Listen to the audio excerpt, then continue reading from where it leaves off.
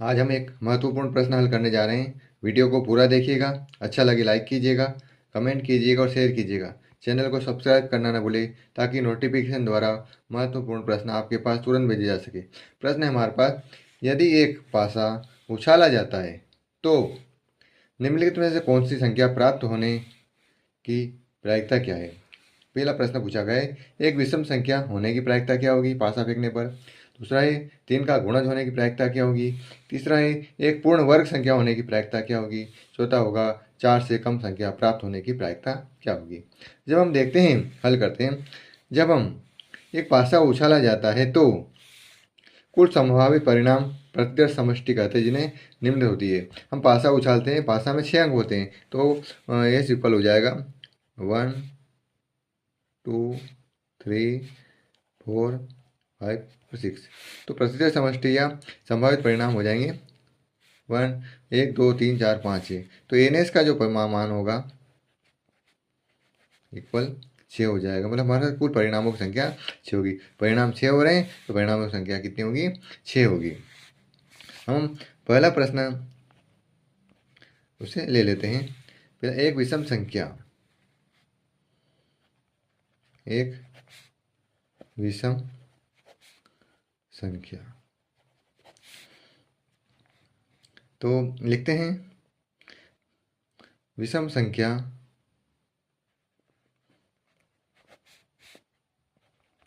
एक विषम संख्या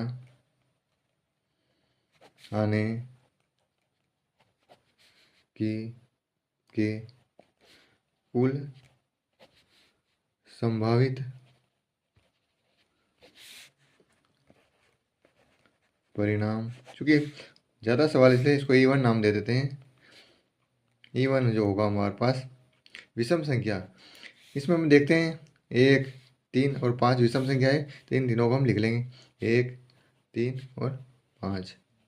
क्योंकि 2 और 4 अगर सम संख्या पूछते हैं तो 2 और 4 लेते हैं। विषम संख्या पूछी तो 1 3 5 लेंगे, सम संख्या पूछते हैं तो 2 और 4 लेते हैं। तो हम 1 3 5 ले चुके हैं। तो इसकी परिणामों की कुल संख्या जो होगी उसको एन E1 दर्शाते हैं। ये हो जाएगी 1 2 3, तो लिख लेंगे 3। तो प्रायिकता हो जाएगी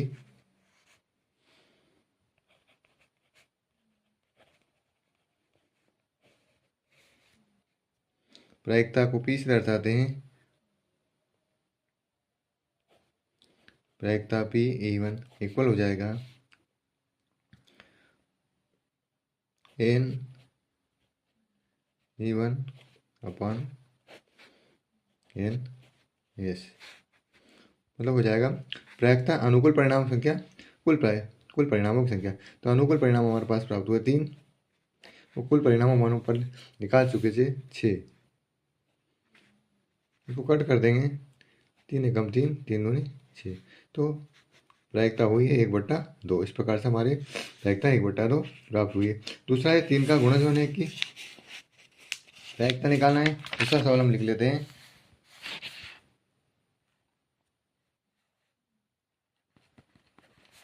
तीन का गुणज, 3 का गुणज होने के अनुकूल परिणाम, इसको E2 से दर्शा देते हैं। तो लिखते हैं 3 का गुणज। तो 3 का जो पहाड़ा है 1 से 6 तक की संख्या लिखी हुई इसमें 1 2 3 4 5 और 6। इसमें 3 के पहाड़े में 3 और 6 ही आते हैं, तो 3 और 6 को इसके अंदर लिख लेंगे। 3 और 6,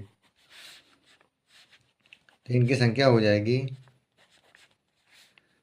1 और 1 2 2 हो जाएगी। तो प्रायिकता हो जाएगी हमारे पास, प्रायिकता P(E2) इक्वल, फार्मूला वही लगा देंगे N(E2) अपॉन NS। अनुकूल परिणाम संख्या बटे कुल परिणाम से। अनुकूल परिणाम से हमारे पास 2 प्राप्त हुए, कुल परिणाम 6 हैं। कट कर देंगे, 2 एकम 2 2 तिया 6। तो हमारे पास मान हुआ 1/3। क्वेश्चन नंबर 3 हमारे पास था,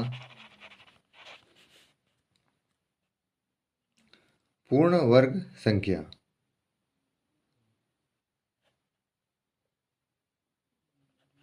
एक पूर्ण वर्ग संख्या।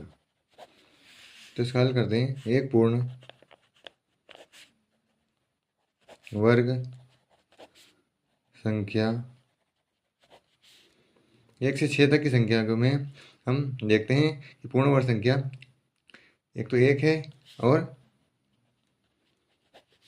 4 है, 2 ही है। तो लिखेंगे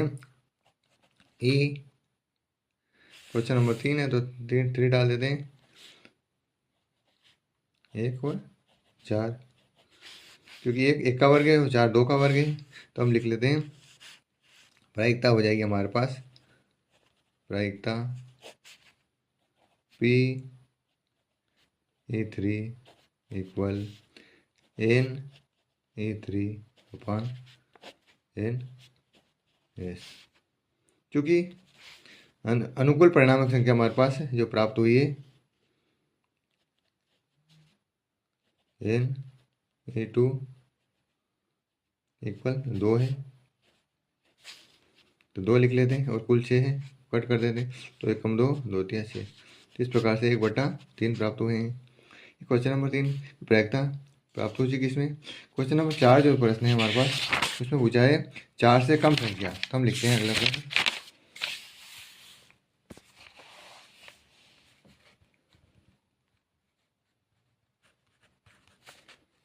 4 से कम संख्या। लिखते हैं 4 से कम संख्या प्राप्त होने के अनुकूल परिणाम इसको हम दर्शाते हैं E4 से। तो देखते हैं 4 से कम है, 1 होता है, 2 होता है, 3 होता है, 4 तो 4 हो जाता है। 4 से कम है 1 2 3, 3 संख्या प्राप्त होगी। तो इसको लिखेंगे N(E4) इक्वल 1 2 3 3। तो प्रायिकता का सूत्र लगा देंगे वापस से। प्रायिकता यह सूत्र होता है P(E4) इक्वल हो जाएगा N(E4)/Ns।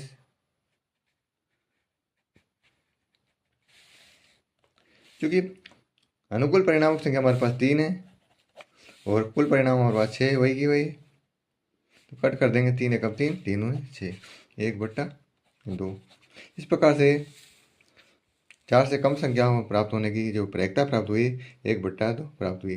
वीडियो को पूरा देखने के लिए धन्यवाद। इस प्रकार हमारे चैनल के साथ बने रहिए और महत्वपूर्ण प्रश्न पाते रहिए। चैनल को सब्सक्राइब करना न भूलें। धन्यवाद।